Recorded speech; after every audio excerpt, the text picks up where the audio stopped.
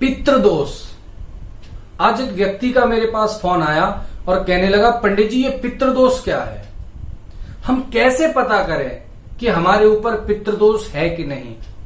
यदि आप किसी को अपनी कुंडली दिखाते हो या वो आपका पंचांग या पत्रा के द्वारा बता देता है कि आपके घर में पितृदोष है या आपके ऊपर पितृदोष है, वस्तुतः आपके घर में या आपके ऊपर पितृदोष है कि नहीं, ये कैसे पता करें?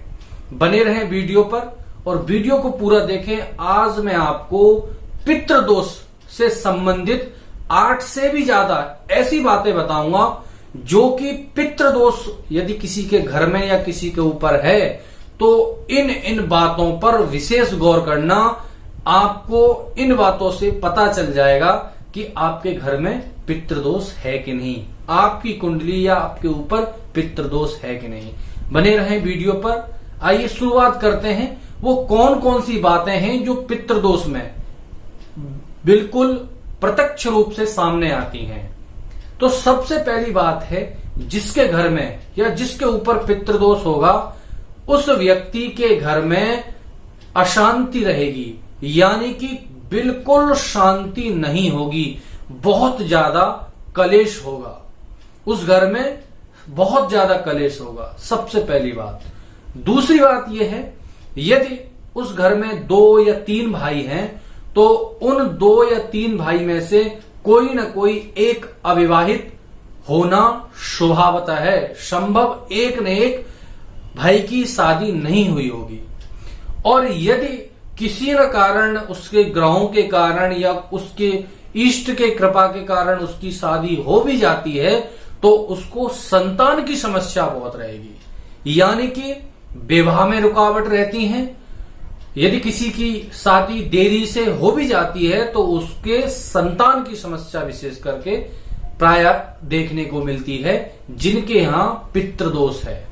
सबसे पहले अशांति, दूसरा विवाह में देरी, तीसरा वंश की वृद्धि में रुकावट उन पितृदोष वाले व्यक्तियों के यहां जरूर मिलेगी। चौथी बात है कि जितने भी मेंबर होंगे उस घर में कोई भी एक दूसरे की बात सुनना पसंद नहीं करेगा। यदि वो सुन भी लेता है तो मानना तो बिल्कुल पसंद नहीं करेगा, यानी कि कोई भी किसी की बातों से सहमत नहीं रहेगा। ये सबसे बड़ी बात है।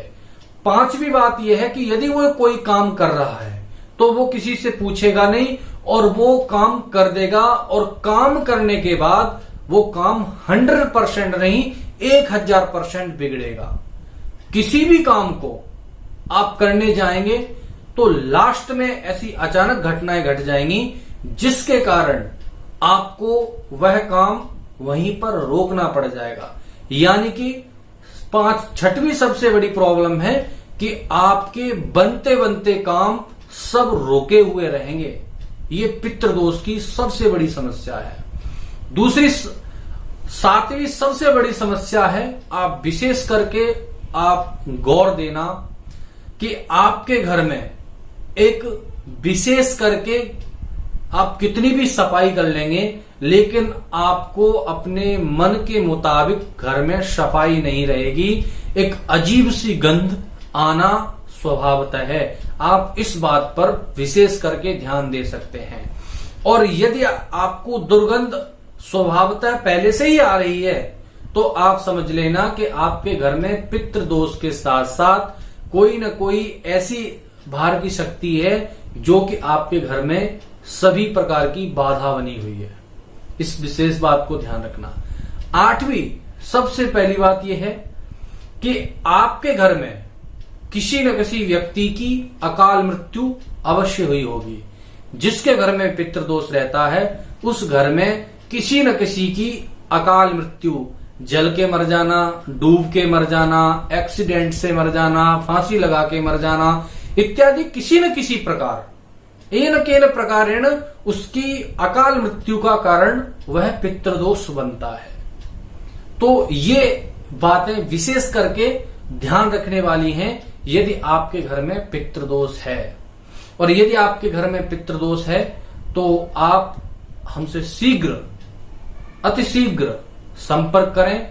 हम आपको निशुल्क और बहुत सरल उपाय बताएंगे। मित्रों, जैसे कि मैं बता दूं, 21 सितंबर से पितृपक्ष प्रारंभ होने वाली है। उसी के उपलक्ष्य में मैंने ये वीडियो बनाया है।